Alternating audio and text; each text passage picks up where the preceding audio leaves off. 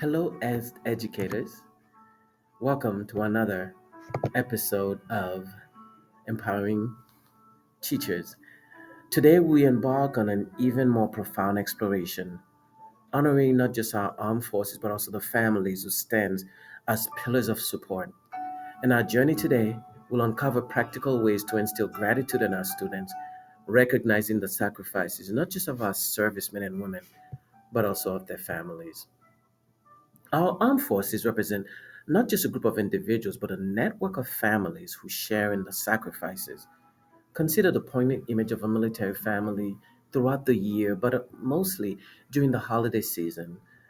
A parent deployed, children missing their mom or dad. It's in these moments that our students can be taught the true meaning of empathy. To illustrate what I'm talking about, think about Think about drawing a parallel between the protective behaviors of buffaloes and the dedication of soldiers to safeguarding their communities. Just as buffaloes instinctively form a defense circle to shield vulnerable members from threats, soldiers, motivated by a sense of duty, courage, and loyalty, put their lives on the line to protect their fellow citizens.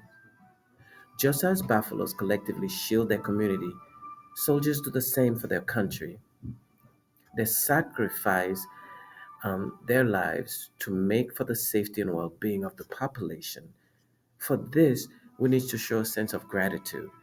So during a war or during conflict, when buffaloes feel that their herd are being in danger, the stronger ones create a circle around the weaker members or members who are women and children, and they put themselves on the line to protect them.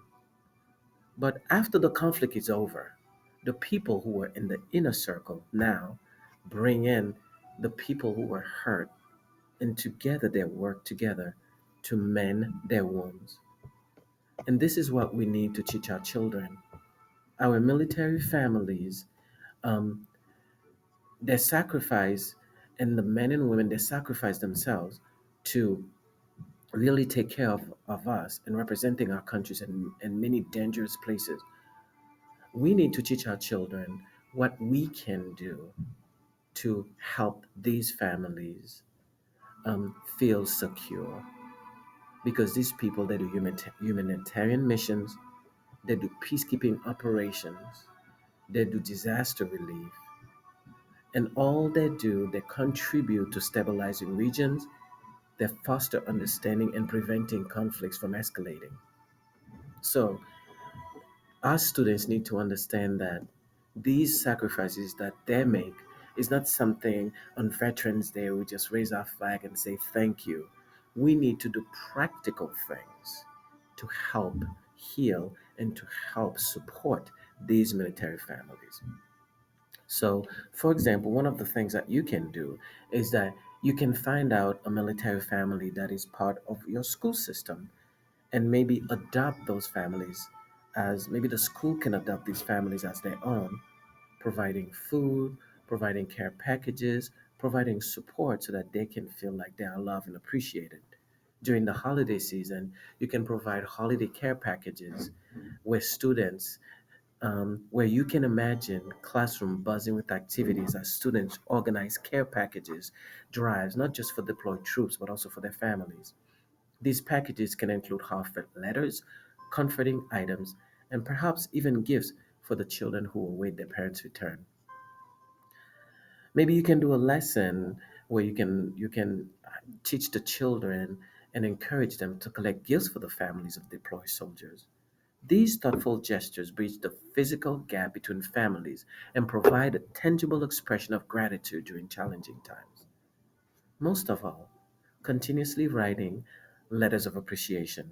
Transform language art classes into hubs of appreciation where students can craft letters, not just for the soldiers but their families, acknowledging their silent sacrifices and expressing gratitude for the strength they demonstrate daily.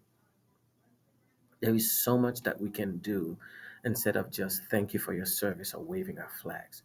We need to do some practical things to make sure that these military families are well taken care of. and that as part of our community, that we show them our thanks. As we delve deeper into the lives of our servicemen and women, unraveling both their local and global roles, let's not just salute our heroes, but extend that salute to the families standing resiliently behind them.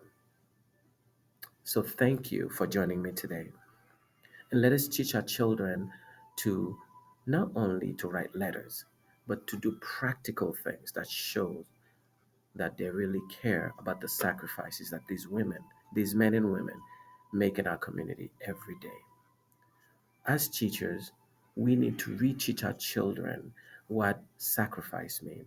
We need to teach them how to have empathy for these families, and we need to do our part in doing simple little things to show our appreciation to these men and women, not only servicemen, but to policemen and policewomen, firefighters who sacrifice their lives to keep our community safe.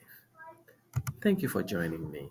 And until next time, keep continuing to inspire our future generation to be better change makers for the future.